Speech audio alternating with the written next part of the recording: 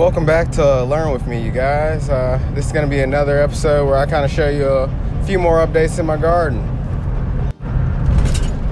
For this update, I'm going to show you guys all the things that I'm doing in my garden to prepare for the winter. When it comes to the materials that I'm using, I'm going to try to include as much detail as I can in the video description. So if I leave out anything, feel free to let me know. That being said, you guys know how I like to do my videos. I like to show you guys just some beginner-friendly techniques, and if you guys feel like I'm not doing that, please comment. Please let me know.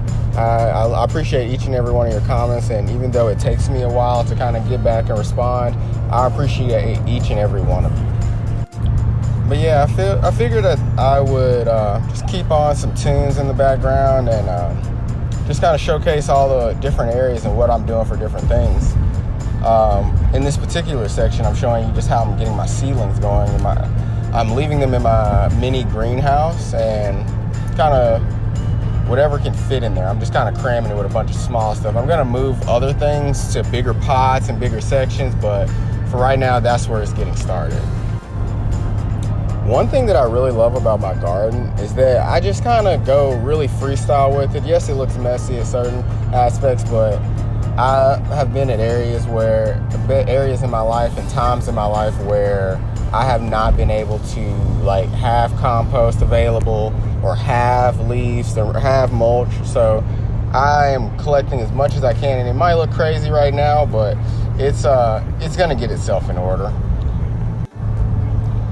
The thing about gardening that a lot of people understand but don't understand is that it's a lot of work. It really is a lot of work, but when you get it figured out, your garden if you can figure out your garden well enough, it can take care of itself and help you out, along with not only just giving you food, but just at least being able to manage yourself. And if you have the right amount of exposure to birds and healthy bugs and stuff in your environment, it can protect itself. But yeah, as you look through this video, you're gonna see a lot of trash bags here. No, there's not actual trash in them. No, as you've seen in some of my other videos, a lot of those bags have leaves or wood chips in it from people that have just cut down trees and grinded up the wood chips and just didn't have anywhere to go, didn't have a garden or anything to use it for. And a lot of the leaves and stuff like that is just people preparing for the end of the season. They're just going ahead and raking up their leaves and just leaving them on the side of the road. And for me, that's a lot of free mulch, if you ask me. One thing that I love about having access to all of these leaves that everyone leaves out is that I feel addicted to it. I'm just grabbing leaves anytime I drive anywhere, and it's just honestly just free mulch, free compost material. And I'm mixing up my compost and I'm just dumping all these leaves in there. And as the season goes on, the winter season, I'm going to still keep growing stuff, and to keep stuff warm, I'm going to use the bags to kind of keep them warm. And then outside of that, I'm just going to lay down layers of leaves at different times and different points to allow the leaves to break down into the soil and provide nourishment for the soil, so that when spring comes and I actually do start ramping up my efforts in the garden, those leaves and everything will already be broken down. It'll keep everything moist. It'll keep the grass, at least the soil covered, so that the grass won't creep through, because that's always been a big problem. When you leave your garden for the next year, is that grass starts creeping up. At least now, since it already has a disadvantage with there being less sun and less warmth, you can at least use the leaves to cover up the areas where the grass could stick out. And as I grow these different plants and stuff in the winter, especially the winter hardy ones, and grow these things in these hoop houses as you see, or these quote-unquote cheap hoop houses, it's going to allow me to actually nourish my soil and keep most of the grass out, and probably give me more time to plan for a future harvest as far as the spring goes. But yeah, you guys, these are just some different aspects of my garden that I have going on right now.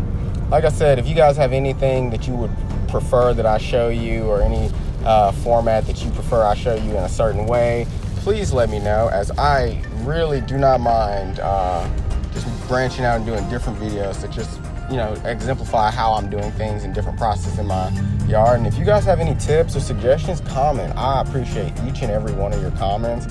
And like I told you, we're all gardeners out here, and we all want to just learn just different things that we can do to just be more self-sufficient and be better people in this world. So I am here for it, and if you're here for it, I'm here with you. So like I said, I am enjoying myself. I am just living this out. I'm trying to see if I can overwinter some stuff that I always feel is like a pain to grow back each year or just buy again. And like I said, like, if you guys have any suggestions, I am all here for it. And I hope I can, at least through my silly mistakes and the silly ways in which I like handle my garden, that I'm at least giving you guys a laugh or providing you guys some type of entertainment. So you guys continue to have a wonderful rest of your day. But yeah, you guys, like I said, like, subscribe, comment, share this with multiple different people.